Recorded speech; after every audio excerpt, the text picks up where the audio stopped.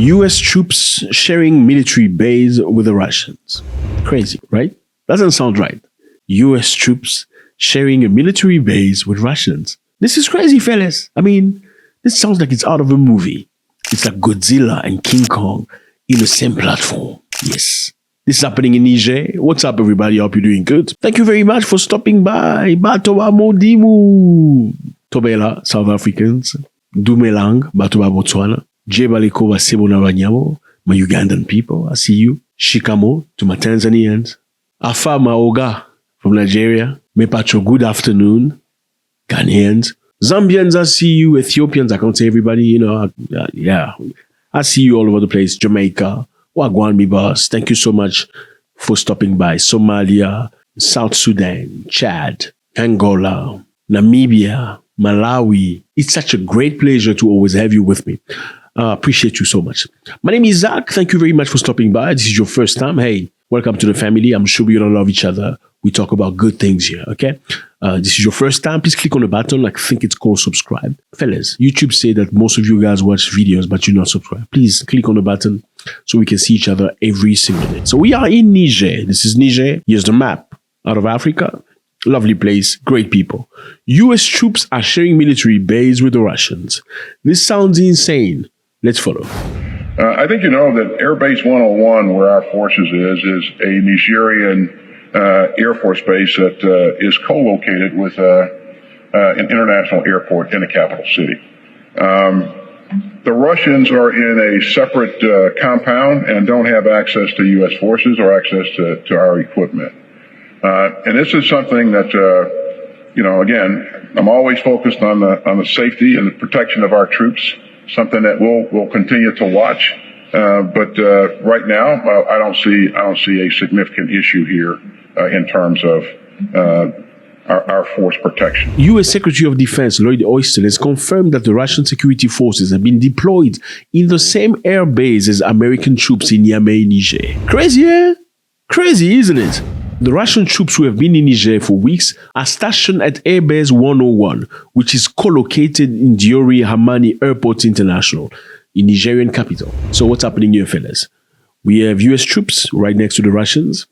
Nobody expected that, and it's not very comfortable. For quick context, a while back, the Nigerian government asked Americans to leave Niger and go back to America because American troops have been in Niger for quite some time, training Nigerian soldiers to fight against terrorism. Because something happened, which we're going to explain later, Nigerians were not happy. They say, you know what, fellas? This is our land. You cannot come in our land and tell us what to do. No, pack your stuff and leave. Yes. An African country told Americans to pack them stuff and leave. That's a first, eh? Well, congratulations.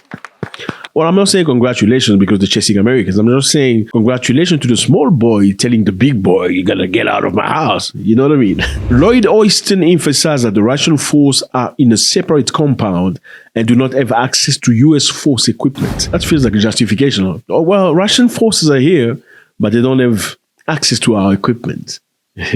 Crazy, yeah? So the US military has moved some of its force from Airbase 101 to Airbase 201 in Agadez. So US troops have been stationed in Niger for quite some time.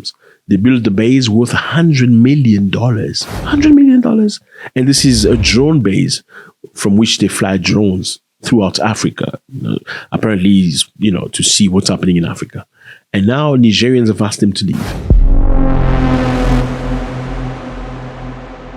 The US-built Airbase 101 has been used to target Islamist State and Al-Qaeda affiliates with drones since 2018. So apparently, American says the reason why they built that base worth more than $100 million is because they've been, surveilling, looking across Africa to check Al-Qaeda and Islamists. For them, it's a way to prevent attacks from happening in America. What I found very interesting is you need to go to Africa to protect America. I mean, shouldn't you be protecting America in America? Why do you have to be in Africa to protect America? That's a bit... I don't know. Anyway, continue. Washington is concerned about jihadists in the Sahel region. That's why they're there. Now, the question is, why are they being kicked out? Americans are being kicked out because Niger chose to speak to countries America don't speak to, including Russians and Iranians. Niger diplomat travel to Iran to go and have a discussion. When you take power, you want to speak to other countries to see how you can communicate, how you can work together. And one US official raised concern saying the reason why the Nigerian prime minister went to Iran was for Niger to sell uranium to Iran, for Iran to construct its atomic bomb. So, fellas, uranium is what you need to make the atomic bomb. You know the atomic bomb. This is the atomic bomb.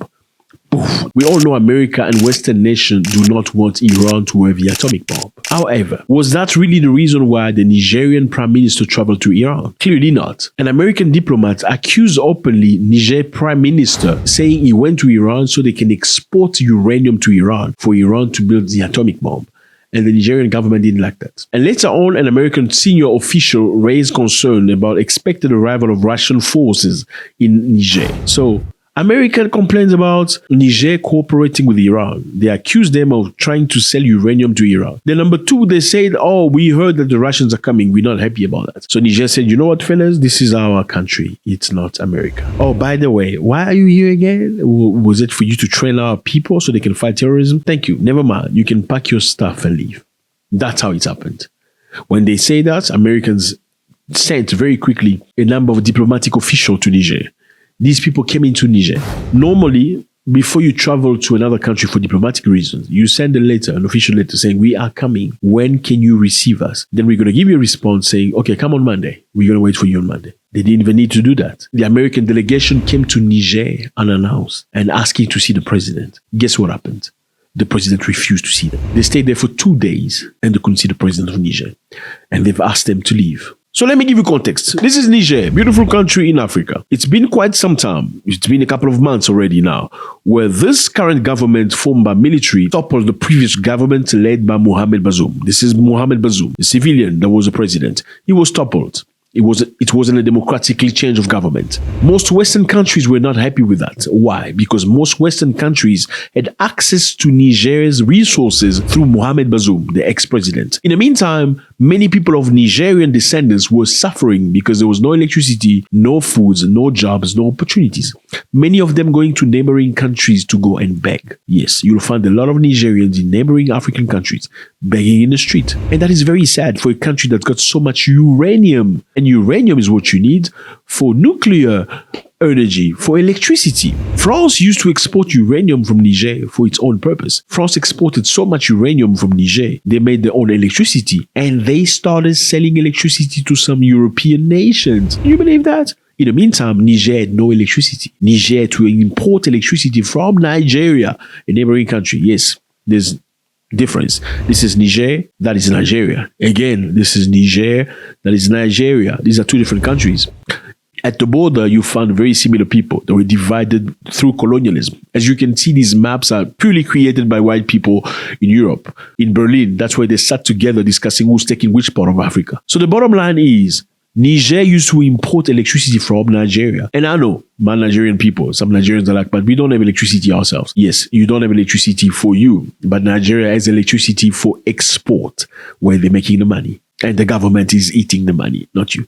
Anyway, let's get back on track. Niger then decided to change caps because they did not want to work with France anymore. They did not want to work with Western nations anymore. Why did they refuse to do that? Because they felt that Western nations were not talking to them with respect. They were talking to them in a way a father talks to the children. They said, we don't want this. That's when they decided to work with the Russians. The Russians have arrived in Niger. The Russians are not telling them how to manage their country. The Russians are not telling them what laws to vote. The Russians are not telling them how to have elections. The Russians are just bringing the support they need for themselves to run their countries, bringing them weapons, bringing them technology and other things. Now, America is not very happy because America and Russia don't get along. We all know that. America doesn't like Russia. America doesn't like Iran. They don't like each other. We all know that. That's why an American senior diplomat had to say, you are sending uranium to Iran. The goal here was not really an accusation. I think the goal here, in my view, is he was expecting Nigerian authority to justify themselves by saying, oh no, we're not exporting any uranium to Iran. You got it wrong. But in this case, the Nigerian government refused to explain themselves. They asked them to leave. Thank you very much, fellas. Let me know how you feel about this. Russians and Americans are in the same airbase. While they're waiting for Americans to leave the countries, Russians have come already.